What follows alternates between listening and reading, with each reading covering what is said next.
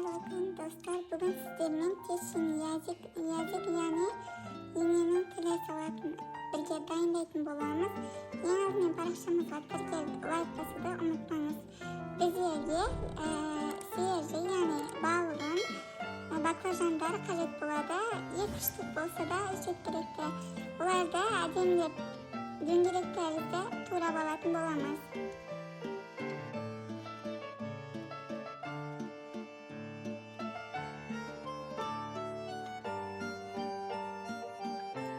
Жұмыртқамызды жарып, үстіне шым-шым тұзымызды салып, баклажандарымызды батырып, табада қызған табамызды қуырып алатын боламыз.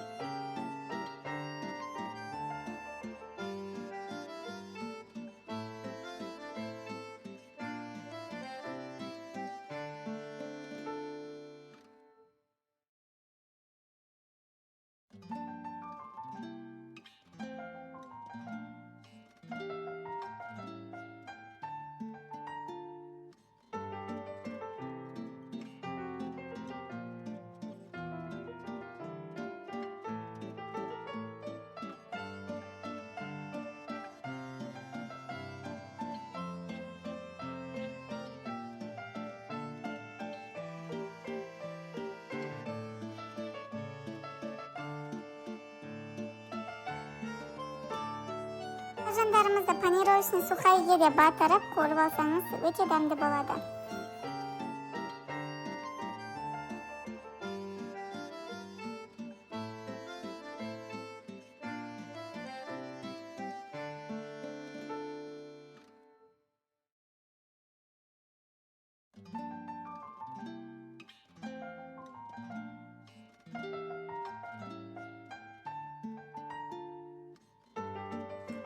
Баклажандарымызды қуырып болғаннан кейін помидорларымызды дөңгелек тәріздегі турап алатын боламыз.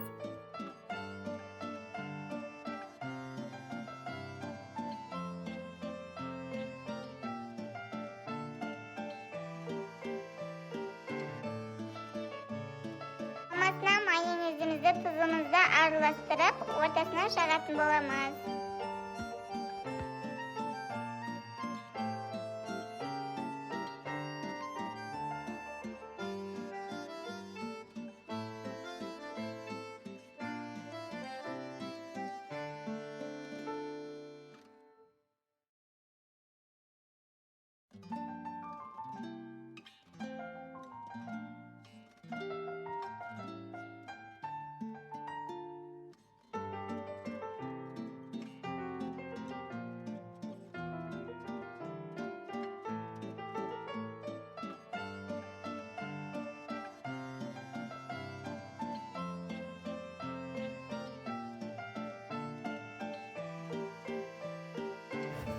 Салатымызды дәл видеодағыдай құрастыратын боламыз.